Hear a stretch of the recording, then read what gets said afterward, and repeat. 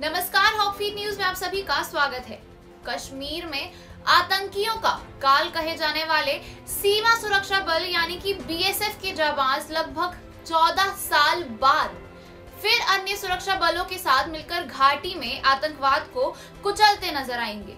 केंद्रीय गृह मंत्री अमित शाह के दौरे के बाद कश्मीर में मरणासन्न आतंकवाद पर अंतिम प्रहार को धार देने की चल रही तैयारियों के बीच बीएसएफ को फिर से कश्मीर में आंतरिक सुरक्षा और आतंकरोधी अभियानों में शामिल करने का फैसला लिया गया है।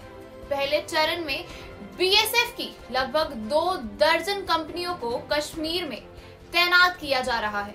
प्रत्येक कंपनी में सामान्य तौर पर 90 से 100 अधिकारी व जवान होते हैं। बीते एक माह में घाटी में अर्धसैनिक बलों की लगभग 55 कंपनियां तैनात की गई हैं।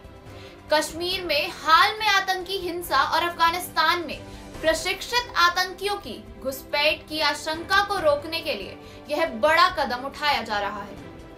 बीएसएफ को श्रीनगर, पुलवामा, शोपियां, अनंतनाग, गांदरबल, कुलगाम और बारामूला में तैनात किया जा रहा है। इनमें से कुछ कंपनियां सीआरपीएफ के जवानों का स्थान लेंगी। हटाए गए सीआरपीएफ कर्मी कानून व्यवस्था की स्थिति को संभालने के लिए लगाए जाएंगे। बीएसएफ को लाने की कुछ मुख्य वजहें ये भी हैं कि सीमा सुरक्षा बल के पास कश्मीर से पहले ही आतंकवाद से लोहा लेने का अनुभव है। बीएसएफ का खुफिया तंत्र काफी समर्थ है, जो सीमावर्ती इलाकों में भी सक्रिय है। बीएसएफ कश्मीर की भौगोलिक, सामाजिक और सुरक्षा परिस्थितियों से पूरी तरह अवगत है और बीएसएफ के पास सीआरपीएफ से ज्यादा संसाधन के साथ शहरी इलाकों, जंगल, मैदान, जल और पहाड़ पर भी लड़ने का अनुभव है। बीएसएफ के जवान महत्वपूर्ण प्रतिष्ठानों की सुरक्षा का जिम्मा संभालेंगे। इसमें मुख्य रूप से श्रीनगर में telephone exchange, banquet hall, all India radio परिसर कश्मीर, पुराना सचिवालय, मंडलायुक्त कश्मीर कार्यालय, हरी पर्वत आदि शामिल हैं। इसके अलावा श्रीनगर, अनंतनाग और श्रीनगर बारामूला हाईवे पर कुछ विशेष जगहों पर राजमार्ग को सुरक्षित बनाने का जिम्मा भी बीएसएफ के पास रहेगा।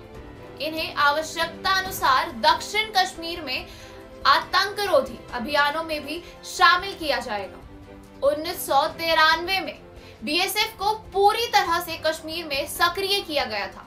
इसके बाद बीएसएफ ने आतंकवाद को कुचलने में अहम भूमिका निभाई। वर्ष 2005 में श्रीनगर में बीएसएफ को आतंकरोधी अभियानों से हटाना शुरू कर दिया गया। वर्ष 2007 तक वादी से बीएसएफ को ऑपरेशनल ड्यूटी से मुक्त करते हुए सीमा पर अपनी मौलिक जिम्मेदारी निभाने को तैनात कर दिया गया था। हालांकि वर्ष 2016 में वादी में हिंसक प्रदर्शनों और 2019 में जम्मू कश्मीर पुनर्गठन अधिनियम को लागू किए जाने पर बीएसएफ की कुछ वाहिनियों को वादी में आंतरिक सुरक्षा की ड्यूटी के लिए बुलाया गया था, लेकिन यह वाहिनियां चंद दिनों बाद लौट गई थी। जम्मू कश्मीर में बीएसएफ ने करीब 14 साल में आतंकवाद का सफाया करने में अहम भूमिका निभाने के साथ पुलिस को भी पूरा सहयोग दिया। इस दौरान बल ने कुख्यात आतंकी अकबर भाई, सैफुल्ला खालिद, इंजीनियर अब्बास राही, हैदर हिजाजी, जैश के गाजी बाबा और उसके उत्तराधिकारी सहराई बाबा समेत 3000 आतंकियों को मार गिराने में अहम भूमिका निभाई। इसके अलावा श्रीनगर में करीब 1 दर्जन से ज्यादा आतंकी हमलों को भी नाकाम बनाया। बीएसएफ ने वादी में आतंकरोधी अभियानों में करीब 9400 आतंकियों को गिरफ्तार करने के अलावा करीब 11000 छोटे बड़े हथियार भी बरामद किए हैं। वहीं खबर ये भी है कि श्रीनगर में टारगेट किलिंग के खिलाफ अब लोग उठ खड़े हुए हैं। मंगलवार को लोगों ने लाल चौक पर कैंडल मार्च निकालकर गुस्सा जताया। साथ ही आतंकी हमले में मारे गए इब्राहिम को श्रद्धांजलि अर्पित की और कहा, आखिर कब तक ये सब चलेगा। इस बीच शहर में सुरक्षा बढ़ा दी गई। वहीं कश्मीरी पंडित कारोबारी डॉक्टर संदीप मावा ने कहा है कि खतरे के बाद भी वह और उनका परिवार कश्मीर छोड़ने वाला नहीं है। ज्ञात हो कि शहर के बोरीकदल इलाके में सोमवार को आतंकियों ने कश्मीरी पंडित कारोबारी डॉक्टर मावा के सेल्समैन इब्राहिम खान की गोली मारकर हत्या कर दी थी।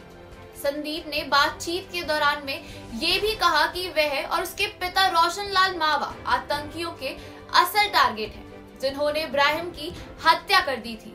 उनका परिवार डरा हुआ है, लेकिन वह कश्मीर छोड़ने वाले नहीं हैं। वह ना तो कश्मीर छोड़ने वाले हैं और ना ही बंदूक से चुप रहने वाले हैं। कहा कि उनके पास एक एसयूवी गाड़ी है।